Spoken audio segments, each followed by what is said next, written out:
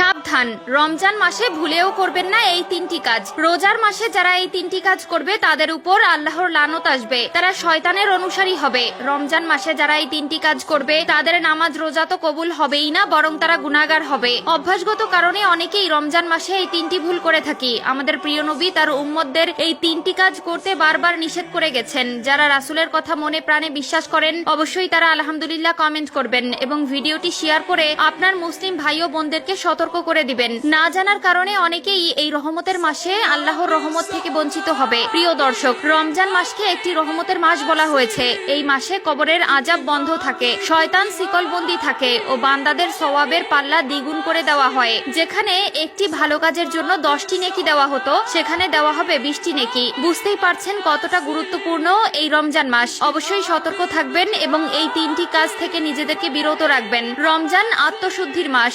এ সময় মুসলমানরা রোজা রেখে সংযম ও ইবাদতে মনোনিবেশ করেন। তবে অনেকেই কিছু অভ্যাসের কারণে রোজার প্রকৃত ফজিলত থেকে বঞ্চিত হন। রমজানের পবিত্রতা রক্ষার জন্য কিছু কাজ থেকে বিরত থাকা জরুরি। 1 নম্বরে, রমজান মাসে রোজা রেখে যে কাজ করা যাবে না তা হলো অপ্রয়োজনে অতিরিক্ত ঘুমানো ও অলস সময় কাটানো। রমজানে অনেকেই সারাদিন ঘুমিয়ে বা অলস সময় কাটিয়ে দেন, যা রোজার মূল উদ্দেশ্য নষ্ট করে। বরং এ সময় কোরআন তেলাওয়াত, ইবাদত ও দান সদকা করা উচিত। অনেকে আছে রোজা রেখে ক্লান্ত হওয়ার ভয়ে সারাদিন শুয়ে বসে থাকে, কাজকর্ম থেকে বিরত থাকে, সময় কাটানোর জন্য ফোনে অযথা সময় নষ্ট করে। এগুলো ভুলেও করা যাবে না। এই মাসে আপনি যত বেশি আমল করবেন ততই নেকি পাবেন। 2 নম্বরে, রমজান মাসে রোজা রেখে যে কাজ করা যাবে না তা হলো দেরিতে নামাজ পড়া বা নামাজ ফাঁকি দেওয়া। অনেকেই রোজার ক্লান্তির কারণে নামাজ ফেলে রাখেন বা দেরি করে পড়েন, অথচ নামাজ ইসলামের অন্যতম স্তম্ভ এবং রমজানে এটি আরো বেশি গুরুত্বের